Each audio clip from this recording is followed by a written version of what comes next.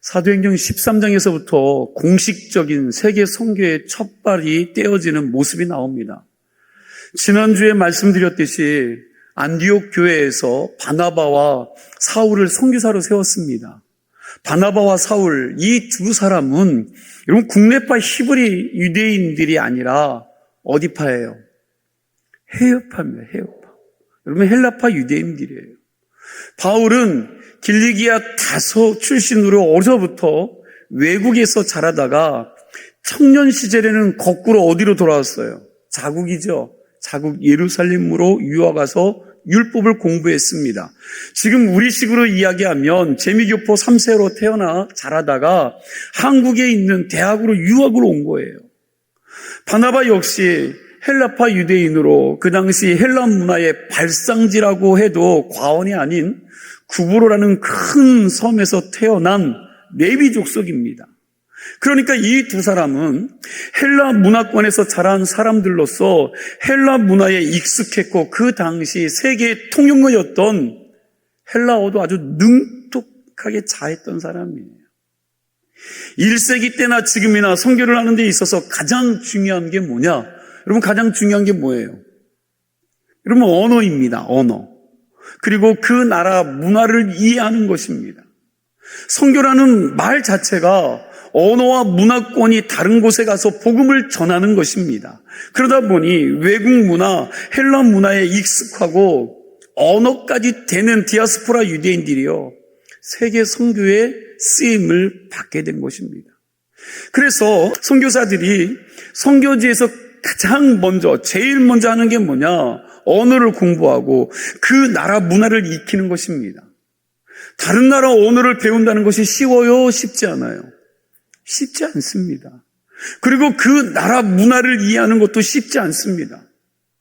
한국 문화에 익숙한 선교사들이 파송받는 나라의 문화를 이해하는 것이 너무나도 힘들다 보니까 선교사 세계에서도 선교 초년생들에게 이런 말을 자주 한다고 그래요. 한국 뗏물을 빨리 빼야지 선교지에서 잘 적응할 수 있다 그런다고 해요.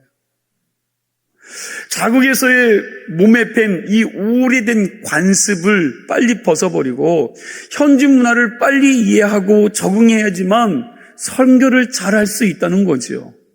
이런 관점에서 디아스포라 유대인으로 외국에서 자란 바나바와 바울은 헬라 문화에 익숙하고 언어까지 되었기 때문에 이미 이들은요 선교사로서 잘 준비된 사람들입니다. 한마디로 이야기하면 선교사의 자질을 다 갖추었다는 거죠. 그래서 선교사로 파송을 받게 된 겁니다. 바나바와 바울은 기독교 역사 최초의 선교사로 파송받은 사람들입니다. 사도행전 13장 3절 말씀 우리 함께 볼까요? 함께 있습니다. 이에 금식하며 기도하고 두 사람에게 안수하여 보내니라. 자, 안디옥 교회에서 바나바와 바울을 기독교 역사 최초로 선교사로 파송했는데 이건 대단한 일입니다. 한번 생각해 보세요. 선교라는 것이 그동안 한 번도 있었던 일이 아니에요. 그 누구도 해보지 못한 일입니다. 하물며 여러분 예루살렘 교회, 아주 대형 교회라고 말하는 이 예루살렘 교회조차도 이 일들을요 생각 한 번 하지 못했었는데 창립한 지 겨우 1년이에요. 1년 조금 넘는 아주 그냥 신생 개척교회가 이 일을 한 거예요. 그러니 엄청난 일을 해낸 겁니다. 생각해 보세요. 여러분 120년이 됐다고 우리 교회가 이야기하는데 죄송합니다. 선교사 한 명 파송하지 않았어요. 교회가 오래됐다고 이야기하지만 우리가 우리의 힘으로 선교사를 파송해서 돕는 일들을 한 번도 하지 않았습니다. 그러나 1년밖에 되지 않은 이 신생교회가 선교사를 파송하는 거예요. 오늘 여러분 그 첫 번째 선교에 대해서 그리고 그 첫 번째 선교지에서 있었던 말씀을 오늘 이 시간 여러분과 제가 함께 나누려고 그래요. 첫 번째로 나눌 말씀은 선교는 팀으로 해야 한다는 겁니다. 오늘 본문 5절 말씀에 보면 바나바와 사울과 그리고 수행원으로 요한이 같이 갔다라고 이야기하고 있습니다. 요한이 같이 갔다고 했는데 이 사람의 이름을 정확하게 이야기하면 마가 요한입니다. 이 이름이 요한이라고 나오기도 하고 마가라고도 나와요. 골로새서 4장에서 보니까 마가 요한은 바나바의 누구예요? 생질로 여러분 그의 조카입니다. 마가 요한이 같이 출발을 했는데 중도에 어떻게 해요? 도망가요. 왜 도망갑니까? 힘들었겠죠. 얼마나 힘들었겠습니까? 성경에 마가가 선교지에서 중간에 도망간 이유가 성경에는요 기록된 것이 없기 때문에 학자들이 여러 가지 견해를 내놓습니다. 이 부분은 다음 주에 더 자세하게 다룰 것입니다. 저는 마가가 도망간 이유를 이렇게 봅니다. 최초의 선교사 바나바와 사울은 여러분 누구에 의해서 파송되었습니까? 여러분 오늘 말씀해 보니까 사울과 바나바와 사울은 성령에 의해서 파송된 사람들이지만 마가는 성령에 의해서 파송된 사람이 아니에요. 여러분 2절 말씀 보겠습니다. 13장 2절 말씀 함께 있습니다. 주를 섬겨 금식할 때 성령이 이르시되 내가 불러 시키는 일을 위하여 바나바와 사울을 따로 세우라 하시니 누가 이르시되 성령이 이르시되 그러니까 바나바와 사울은 성령께서 콜링하시고 성령께서 세워 보내신 것입니다. 그러나 마가 요한은 그렇지 않았습니다. 마가는 하나님의 부르심이 없이 소명의식도 없이 선교지를 따라 나선 거지요. 이게 다릅니다. 마가가 선교 여행을 왜 갔는지에 대해서 여러분 성경에는 기록이 없습니다. 자기가 원한 것인지 아니면 삼촌 바나바가 가자고 한 것인지 아니면 정말 믿음 좋은 어머니가 너도 같이 따라가라고 했는지 여러분 이런 것들은 성경에 나오지 않습니다. 그러나 분명한 것은 마가 요한은 하나님의 부르심에 의해서 보냄받은 자가 아니라는 거예요. 하나님의 부르심에 대한 소명의식이 없다 보니 구브로에서 두 번째 선교지인 버가로 옮겨갈 때 힘들다고 예루살렘으로 도망간 겁니다. 이건 여러분 목회도 마찬가지인 것 같아요. 목회도. 제가 다니던 고향교회에서도 여러분 감사하게도 제 동기들과 선후배들이요 여러분 목회자가 참 많이 배출됐어요. 그리고 제가 신학교 다닐 때에도 동기들이 100여 명이 넘는 여러분 목사 후보생들이 배출이 되었습니다. 그런데 이 사람들이 다 목회를 하는 것이 아니더라고요. 중간에 그만두고 적성에 안 맞는다고 다른 길로 간 사람들이 많습니다. 목회와 선교는 어디서 어떤 모습으로 사역하든지 본질적으로 힘이 들게 돼 있어요. 그래서 목회는 목숨 걸고 하는 것이다라는 말이 있습니다. 큰 교회에서 목회를 하든지 작은 개척교회에서 하든지 목회는 인간의 영혼을 터치하는 일이기 때문에 힘들어요, 안 힘들어요? 힘들어요. 그리고 목회는 인간의 능력과 인내로 버틴다고 버틸 수 있는 것이 아닙니다. 목회의 시작과 과정과 그 마지막 환경과 조건의 문제가 아니라 여러분 이 목회는 부르심의 문제입니다. 콜링의 문제예요. 하나님의 부르심과 소명의식을 따라 순종함으로 견뎌나가는 게 목회라는 겁니다. 참을성과 인내가 있어서 버티는 게 아닙니다. 하나님의 부르심에 대한 확신이 있다 보니 여러분 버티고 가는 거예요. 만약 단지 여러분 목사가 많은 사람들 앞에서 설교하는 것이 좋아 보여서 많은 사람들 앞에서 찬양 인도하는 것이 멋져 보여서 그리고 어떤 사람이 야 너는 목사해야 돼 이렇게 보니까 기도하고 교회에서 사는 거 보니까 야 너는 목사 되면 잘할 것 같다라고 여러분 이런 말 듣고 이 길로 들어선 사람들이 있다면 당연히 여러분 끝까지 믿음의 경주를 할 수 없겠지요. 무슨 얘기입니까? 마가 요한은 하나님의 부르심에 대한 소명의식이 없이 그 길을 따라가다가 힘이 드니까 못 버티고 중간에 이탈을 했다는 것입니다. 우리는 여러분 이런 설교를 들으면 그래 목사와 선교사는 힘든 길이기에 꼭 하나님의 부르심을 받아야 한다고 생각하는데 사랑하는 성도 여러분 그러나 이것은 비단 목사와 선교사만 그런 게 아니에요. 예수 믿는 모든 사람들이 다 하나님의 부르심과 보내심을 받은 사람들인 줄로 믿으시기 바랍니다. 오늘 이 예배의 자리에 있는 예수 믿은 여러분과 제가 하나님의 부르심과 보내심을 받은 사람들이라는 거예요. 목사와 선교사만이 아니라 예수 믿기 시작하고 그를 구주로 받아들인 여러분과 제가 다 보내심과 여러분 부르심을 받았다는 겁니다. 예수 믿는 사람들의 삶을 간단하게 줄여서 여러분 얘기하면 두 가지예요. 하나는 오라, 그리고 또 하나는 가라입니다. 주님이 우리에게 다 오라고 하셨죠. 수고하고 무거운 짐진자들아 다 내게로 오라고 말씀하셨어요. 그리고 우리 모두에게 뭐라고요? 세상으로 가라고 하셨습니다. 우리 모두를 선교사로 파송하셨다는 것이에요. 이걸 한마디로 얘기하면 소명의식. 우리에게 이 소명의식이 있어야 됩니다. 하나님의 부르심을 받아서 내가 지금 있는 그 자리에 보내심을 받았다는 이 소명의식과 믿음을 가지고 신앙생활해야 한다는 것입니다. 그 자리가 직장이든 가정이든 사업터이든 소명의식을 가지고 살아가야 한다는 거예요. 남편 노릇, 아버지 노릇 하더라도 주님이 나를 이 가정의 가장으로, 남편으로, 아내로 부르셨다는 것들을 가지고 그 소명의식을 가지고 아내와 자녀들을 섬기고 남편을 섬기는 여러분 소명의식을 가지고 살아야 여러분 그것이 하나님 나라가 된다는 것입니다. 소명의식이 없었던 마가는 결국 그 자리를 떠났습니다. 저와 여러분이 하나님의 부르심에 대한 확실한 소명을 가지고 신앙생활할 수 있기를 바랍니다.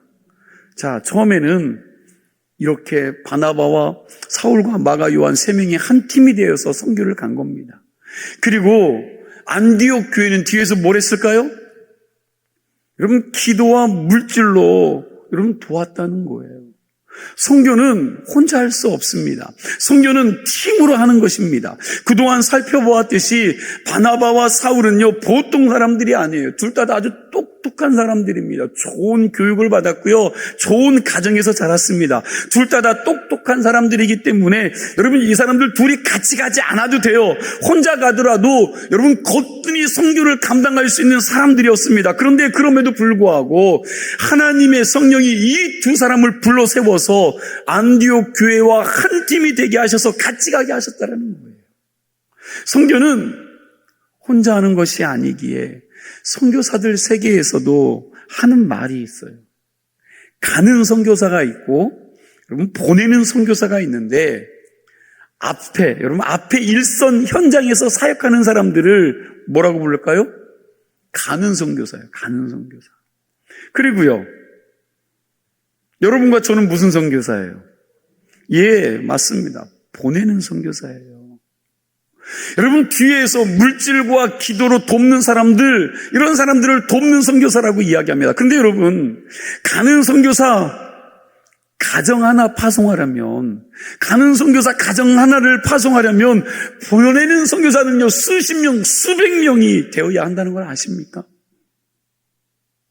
그 많은 사람들이 뒤에서 여러분 기도로 지원하고 그리고 먹고 사는 대부분의 것들을 여러분 보내는 선교사들이 지원을 해야 합니다. 안디옥 교회와 선교팀이요 그렇게 같이 동역을 했다는 겁니다. 그래서 안디옥 교회의 첫 번째 선교사 파송이 기독교 역사 2000년 동안 선교의 롤 모델이 된 것입니다. 저는 이런 점에서 교회가 선교를 잘 이해하고 선교를 해야 한다고 생각을 합니다. 선교지에서 오랜 시간 선교사로서 사역한 많은 사역자들의 사례를 들어보면 선교사 가정 파송해 놓고 이 선교사가 자기들 마음에 들지 않으면 그냥 지원을 끊는 교회들이 많이 있다고 그래요. 선교지 현장에서 5년, 10년 넘게 살고 있는 선교사들이 현지 상황과 여건들을 잘 아는데 이 한국적인 사고를 가지고 있는 목사와 장로들이 1년에 한두 번 선교지에 들어와서는 야, 선교 이렇게 해야지, 선교 저렇게 해야지, 그냥 한국식을 가지고 그 지역에 가서 여러분 그 선교에게 이렇게 저렇게 지시한다고 그럽니다. 현지를 많이 경험한 선교사 보기에는 그게 아니니까 자기 선교의 철학을 가지고 선교를 합니다. 그러면 이 한국에서 보낸 이 교회와 여러분 그 목사와 장로들이 선교사가 말을 안 듣는다고 지원을 어떻게 해요? 그냥 끊어버리는 겁니다. 어떤 선교사님은 선교지 교회 안에서 들어갈 강대상이나 장의자 이런 비품을 구입하는데 이 현지 사정에 대한 이해가 하나도 없는 한국 교회 담당자들끼리 서로 의논하고 자기들 마음대로 한국식 이런 강대상과 이런 장의자를요 구입해서 보내겠다고 연락을 한 겁니다. 그런데 그곳에서의 선교사의 입장에서는 여러분 더운 그 선교지에 아이들과 북적북적 뛰어놀면서 선교를 해야 되고 예배를 드려야 되는데 여러분 이 프로그램들을 진행하고 예배를 진행하는 데 있어서 이 장의자를요 너무나도 고통스러운 거예요. 고통스러운 거. 뭔가를 하려면 끊임없이 이 의자들을 치워야 되는데 여러분 무겁고 힘든 이 장의자를 여러분 어떻게 합니까? 감당할 수가 없죠. 그러니 이 선교사님이 일회용 플라스틱 의자면 됩니다. 충분합니다 했더니 이 현지인들이 그래도 예배당인데 한국처럼 좀 장의자가 배치되어 있어야 되지 않겠느냐 하면서 이 자기들의 고정관념을 가지고 우기더라는 겁니다. 여러분 그 장의자 그 선교지에서 누가 옮겨야 돼요? 누가 옮겨야 합니까? 여러분 선교사가 다 들어 날라야 되거든요. 이 한국처럼 교육관 건물이 따로 있는 것도 아니고 스태프들이 섬길 성도들이 많아서 그걸 함께 하는 것도 아니고 여러분 선교사와 그 아내가 여러분 북치고 장구치고 1인 5인 역할을 해야 하는 판국에 거룩하고 무거운 장의자가 웬 말이냐면 여러분 그럴 거면 당신들이 와서 선교하라고 했더니 그때서야 꼬리를 내리고 선교사의 의견을 들어주었다고 합니다. 또 어떤 교회 재정장로는 한 교인이 그냥 마음이 감동이 돼서 선교사에게 필요한 물건을 사서 보내라고 500만 원을 보냈다는 거예요. 이 재정부장님에게 주셨다는 거야. 그랬더니 이 재정부장이 연락을 한 겁니다. 필요한 물품 다 사서 이렇게 헌금을 했으니까 영수증 첨부해서 보내라는 거예요. 여러분 맞아요, 틀려요? 한국말로는 맞아요. 그죠? 뭘 사서 영수증 다 끊어서 붙여야만 지출이 돼요. 이건 맞는 말이에요. 어디서는? 한국에서는 맞는 말입니다. 그런데 여러분 낙후된 선교지 상황에서는요 그렇게 그 물건들을 사고 하나하나 다 끊어주는 나라가 별로 없다는 거예요. 그리고 끊을 수도 없다는 겁니다. 한국처럼 시장에서 이런 모든 시스템들이 잘 된 곳이 아니니까 여러분 그걸 선교사가 차근차근 그 재정장로에게 설명을 했음에도 불구하고 재정장로가 그거 그래도 끊어야 된다. 끊지 않으면 안 되니까 꼭 끊어야 된다고. 그래서 이 선교사님이 화가 나서 그 돈 보내지 말라고. 그 돈 낸 성도에게 다시 그 후원금 돌려주라고 했다고 그래요. 이런 식으로 선교사가 자기들 말을 듣지 않으면요 심하면 연락도 끊어버리고 후원도 끊어버리는 교회가 있다는 거예요. 교회가 선교사 한 가정을 그 먼 나라에 자식들 다 데리고 들어가서 선교하라고 파송해 놓고 여러분 선교비를 끊고 선교사 끊어버리면 선교사 가정이 어떻게 여러분 살라는 겁니까? 도무지 선교를 이어갈 수 없는 선교지의 급박한 상황 때문이 아니라 이렇게 후원이 끊어져서 한국으로 다시 철수해 돌아가는 선교사들이 많이 있다는 겁니다. 선교는 혼자 하는 것이 아니기에 선교사와 교회가 한 팀이 되어 서로가 서로를 이해하고 배려해야지 제대로 할 수 있습니다. 우리 교회는 죄송합니다만 아직까지 선교사를 파송은 하지 않았지만 그래도 여러분 여러 곳을 작게나마 도우며 협력을 하고 있는 교회예요. 우리 교회가 앞으로도 관심을 가지고 같이 기도하면서 보내는 선교사로서 계속 동역할 수 있는 은혜가 있기를 간절히 소망합니다. 한 걸음 더 나아가서 여러분 기도도 하고 선교도 함께하고 그리고 하나님께서 우리 교회에게 맡겨진 사명도 잘 감당할 수 있는 교회가 될 수 있기를 간절히 축원합니다. 역사상 처음으로 선교사를 파송한 이 안디옥 교회를 통해서 우리에게 주시는 첫 번째 메시지는요 함께 동역하라는 거예요. 함께 동역. 그리고 여러분과 제가 여러분 서 있는 곳이 선교지인 것을 기억하라는 겁니다. 두 번째 나눌 말씀은 선교는 영적 전쟁이라는 거예요. 첫 번째로 간 선교가 여러분 바나바의 고향 구브로입니다. 오늘 본문 4절 말씀에 보면 바나바와 바울이 실리기아에서 배를 타고 구브로로 가는 모습이 나옵니다. 왜 첫 번째 선교지가 구브로일까 하는 생각을 해보았는데, 그래도 이곳이 안디옥에서 가까운 곳이고요, 바나바의 고향으로 익숙한 곳이기에 첫 번째로 간 것 같습니다. 구브로, 여러분 지난주에도 말씀을 드렸죠. 구브로 섬이에요. 그러면 지중 연안의 세 번째 큰 섬입니다. 지중해 연안에서 가장 큰 섬이 이탈리아의 시칠리아라는 섬이고, 두 번째 큰 섬은 사르데나라는 섬인데, 이 섬들 역시 다 이러면 이탈리 서쪽에 있습니다. 세 번째가 구브로입니다. 이 구브로는 어디 있어요?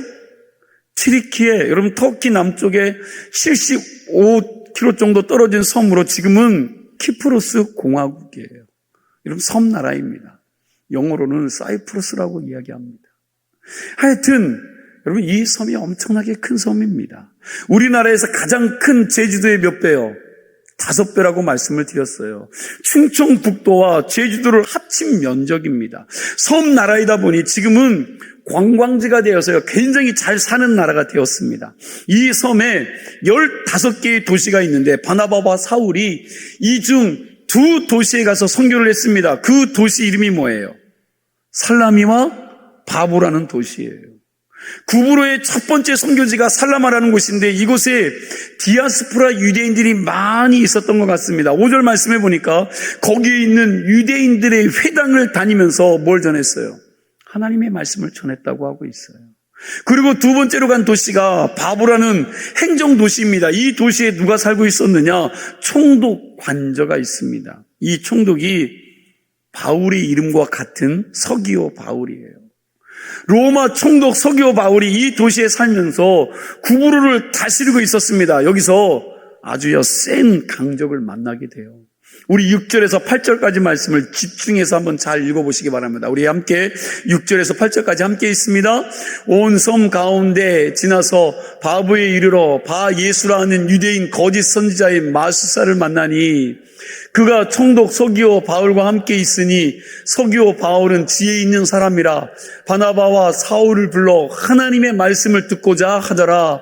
이 마술사 엘루마는 이 일을 번역하면 마술사라 그들을 대적하여 총독으로 믿지 못하게 힘쓰니. 자, 바보에서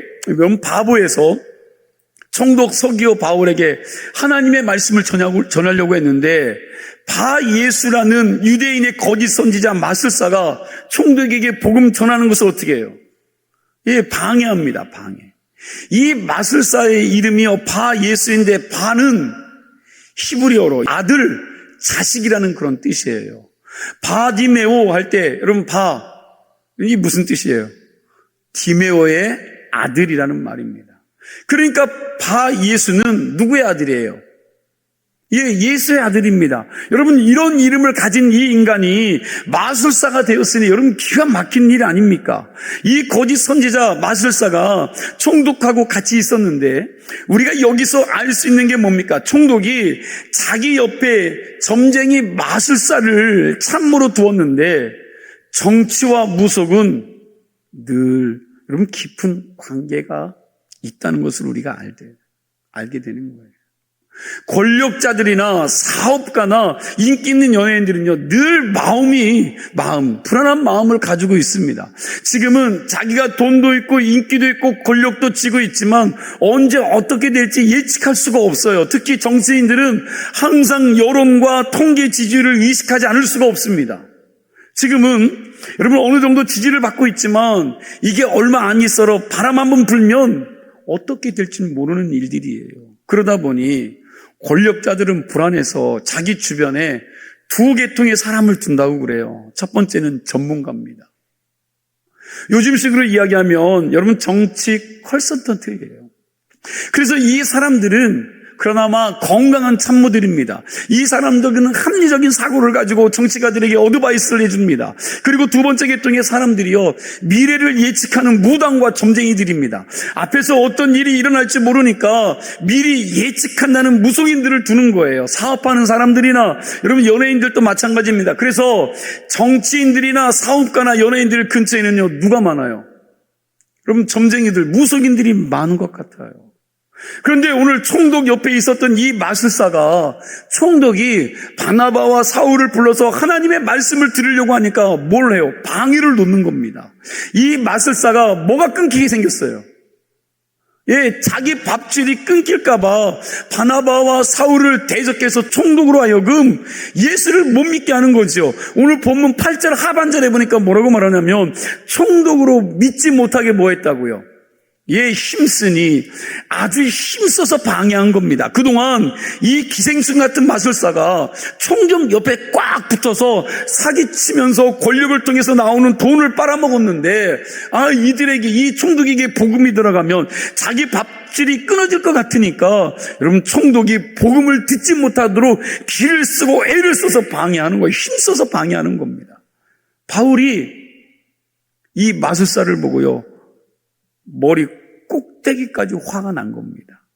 바울이 엄청나게 화를 내면서 이 마술사를 저주하지요. 오늘 본문 9절에서 11절 말씀이에요. 우리 다시 한번 뜻을 생각하면서 9절에서 11절 말씀 함께 있습니다. 바울이라고 하는 사울이 성령이 충만하여 그를 주목하고 이르되, 모든 거짓과 악행이 가득한 자요, 마귀의 자식이요, 모든 의의 원수요, 주의 바른 길을 굽게 하기를 그치지 아니하겠느냐. 보라, 이제 주의 손이 내 위에 있으니 내가 맹인이 되어 얼마 동안 해를 보지 못하리라 하니, 즉시 안개와 어둠이 그를 덮어 인도할 사람을 두루 구하는지라. 아멘. 여러분, 이 말씀을 보니까 어떤 생각이 듭니까? 속이 후련하죠. 나만 그런가? 속 후련해. 그냥 교회 일 방해하고 하나님 일 방해하고 하나님 일 방해하는 자들이 그냥 이런 일들이 역사가 일어나면 여러분 엄청 순종 잘할 텐데, 딴짓 못할 텐데, 엉뚱하지도 안 하지 않을 텐데, 속이 후련하죠. 사도행전을 보면 이 사도 바울이요, 선교지에서 어떤 핍박과 고뇌를 당했어도 이렇게 저주에 대한, 여러분, 저주를 하고 대적한 적이 말씀에 나오지 않아요. 이런 저주를 한 것은 이게 처음이고 이후로도 이런 저주를 한 적이 없습니다. 왜 사도 바울이 여기서 이런 저주를 했을까? 어쩌면 과거 예수 믿는 사람들을 그렇게 핍박하고 해방하면서 예수 못 믿게 한 자기의 모습, 예전에 행동했던 자기의 모습을 이 마술사에게서 보았는지도 모릅니다. 그래서 바울은 거룩한 분노를 일으켰는지도 모릅니다. 그러나 저와 여러분들이 복음을 전하다가 화가 난다고 여러분 이런 거 흉내내서는 안 됩니다. 다만 이 성경을 기록한 누가가 이 말씀을 통해서 우리에게 보여주고자 하는 것이 뭐냐면, 성경은 영적인 전쟁이라는 것입니다. 첫 번째 선교제에서 서기오 바울이라는 로마 총독을 가운데 두고 여러분 영적인 전쟁이 벌어진 거예요. 한쪽에서는 하나님의 말씀을 전해서 그를 예수 믿게 하려고 하고, 그리고 반대쪽에서는 방해하면서 예수를 못 믿게 하려고 합니다. 이 두 세력이 충돌하는 모습을 보여주면서 선교는 사람 뜻대로 하는 것이 아니라 영적 전쟁이라는 것을 우리에게 가르쳐주고 있는 겁니다. 바울은 에베소서 6장 12절에 이 영적인 전쟁에 대해서 마귀를 대적하는 싸움이라고 그랬습니다. 그러면서 하는 말이 뭐예요? 우리 함께 있습니다. 우리의 씨름은 혈과 육을 상대하는 것이 아니요 통치자들과 권세들과 이 어둠의 세상 주관자들과 하늘에 있는 악한 영들을 상대함이라. 아멘. 그러니까 영적 전쟁은 사람을 상대해서 싸우는 것이 아니라 누구를요? 마귀와 싸움하라는 겁니다. 마귀와 싸우는 거. 바울은 이 영적인 전쟁을 뭘로 표현해요? 우리의 씨름. 생각해 보세요. 씨름은 어떻게 해요? 씨름은 그냥 온 힘을 다해서 몸과 몸이 부딪혀서 싸우는 경기가 씨름 아닙니까? 마귀와 싸우는 것은, 마귀와 싸우는 영적인 전쟁이 그렇다는 거예요. 안디옥 교회는 선교사를 파송하면서 바나바와 사울이 이 영적 전쟁에서 이길 수 있게 해달라고 이미 금식 기도를 했습니다. 선교사를 세울 때도 금식을 했고, 이들을 파송할 때도 온 교인들이 금식을 했습니다. 여러분, 이래서 선교사는요, 교회가 파송을 해야 합니다. 돈 많은 개인이 마음이 뜨거워져서 자기가 선교사를 후원하고 파송하긴 하는데, 여러분, 그러나 분명한 것은 개인적인 능력을 가지고 선교사를 파송을 하면 할 수 있지만 뭐가 부족할 거예요? 여러분, 기도가 부족합니다. 한 명이 기도하는 것과 여러분 몇백 명이 기도하는 건 달라요. 선교는 기도가 같이 준비되어지고 기도와 같이 가야 되는 게 선교예요. 거기서 뭐가 나와요? 선교사의 힘이 나오는 거, 파워가 나오는 겁니다. 영적인 전쟁에서 승리하는 비결은 오직 기도밖에 없어요. 여러분, 이 사실을 기억하시고 선교지를 위해서 많이 기도할 수 있는 교회와 성도들이 되시기를 간절히 소망합니다. 그래서 안디옥 교회가 선교사를 파송할 때 금식하면서 기도한 거예요. 예수님도 인류 구원이라는 선교의 사명을 감당하기 위해서 먼저 뭘 하셨습니까? 40일 동안 금식 기도하시면서 영적인 전쟁을 준비하셨습니다. 우리가 첫 번째 선교지인 구브로 바보에서 일어난 이 사건만 보아도 여러분, 이 선교가 얼마나 치열한 영적인 전쟁인지를 알 수가 있어요. 그리고 그 영적인 전쟁에서 승리하려면 기도해야 된다는 것을 안디옥 교회를 통해서 우리가 보았습니다. 선교만 그런 것이 아니라 여러분과 저의 인생도 마찬가지예요. 여러분과 저의 삶도 마찬가지입니다. 서양 속담에 인생은 전쟁이다라는 말이 있는데, 여러분, 인생이라는 것 만만치 않습니다. 우리 마음속에도 매일 매 시간마다 이 생각 저 생각이 들면서요, 여러분, 얼마나 많은 전쟁들이 여러분들 마음 가운데, 여러분들 삶 가운데, 여러분들 가정과 여러분들 직장과 사업체에서 얼마나 많은 일들이 일어납니까? 이 인생 살아가면서 어려운 일들이 얼마나 많이 있는지 모릅니다. 이 모든 것들을 어떻게 이길 수 있느냐? 기도밖에 없는 줄로 믿으시기 바랍니다. 기도해야지 이길 수 있어요. 하나님은 기도하는 사람과 같이 일하십니다. 하나님은 지금도 가장 중요한 일을 기도하는 사람과 같이 하신다는 거예요. 그리고 하나님은 기도하는 사람을 정말 기뻐하십니다. 저는 우리 주문진 감리교회 성도님들이 기도하심으로 영적 전쟁에 승리하는 신앙인들이 되시기를 축원합니다. 오늘 본문 11절과 12절 말씀도 우리 함께 읽겠습니다. 보라, 이제 주의 손이 내 위에 있으니 내가 맹인이 되어 얼마 동안 해를 보지 못하리라 하니 즉시 안개와 어둠이 그를 덮어 인도할 사람을 두루 구하는지라. 이에 총독이 그렇게 된 것을 보고 믿으며 주의 가르치심을 놀랍게 여기니라. 아멘. 하나님의 능력이요 이 마술사에게 임하자 이 사람이 눈이 멀고 그걸 보고 총독이 뭐예요? 예수를 믿게 된 겁니다. 이건 여러분 바울이 한 일이 아니에요. 누가 하셨어요? 성령. 하나님의 성령께서 하신 일입니다. 9절 말씀을 보니까 바울이라고 하는 사울이 성령이 뭐 했대요? 예, 충만하여 그를 주목했다 그럽니다. 그러니까 이 영적인 현장에서 이 엘루마라고 하는 마술사의 회병이 얼마나 심했으면 바울이 성령이 충만해서 그 실체에 대해서 너의 모든 거짓과 악행이 너는 가득한 자다. 너는 마귀의 자식이다. 모든 의의 원수다. 당장 주의 바른 길을 굳게 하기를 그쳐라 하고 여러분 소리를 치지 않았습니까? 원래 성경은 묶인 자를 풀어주고 얽매인 자를 여러분 자유케 하며 눈먼 자를 눈뜨게 하는 분이지만 주의 일을 방해하는 이 마술사에게는 일시적으로 해를 보지 못하게 하는 역사를 일으키셨다라는 거예요. 그리고 이 같은 성령의 역사를 보고 구브로의 총독이 주를 믿게 되고 주의 가르침을 받게 되는 것입니다. 이게 첫 번째 선교 현장에서 일어난 일들입니다. 여러분, 결론입니다. 선교는 함께 동역해야 합니다. 현장으로 가는 선교사와 뒤에서 보내는 선교사가 한 팀이 되어서 이 일들을 감당하는 거예요. 우리가 우리 교회에서 후원하는 교회들이 주보에 나와요. 여러분, 그 선교지를 위해서, 그 교회들을 위해서 여러분과 저는 열심히 기도로 보내는 선교사의 사명을 잘 감당하는 성도들이 되기를 간절히 축원합니다. 그리고 선교는 영적인 전쟁이에요. 이 영적인 전쟁에서 승리하는 비결은 뭐라고요? 오직 기도입니다. 기도할 때 성령이 충만하게 임합니다. 우리 역시 세상에 보내심을 받은 여러분 선교사들인데 여러분 기억하세요. 여러분들이 선교사예요. 여러분들의 가정에, 직장에, 여러분의 삶의 터전에 보내주신 선교사입니다. 어려운 일을 만났을 때, 그리고 마귀의 방해를 만났을 때 하나님께 기도해서 성령 충만함 가운데서 승리하는 삶을 끝까지 살아내실 수 있는 우리 사랑하는 성도들이 다 되시기를 주님의 이름으로 축원합니다. 기도합니다. 하나님 감사합니다.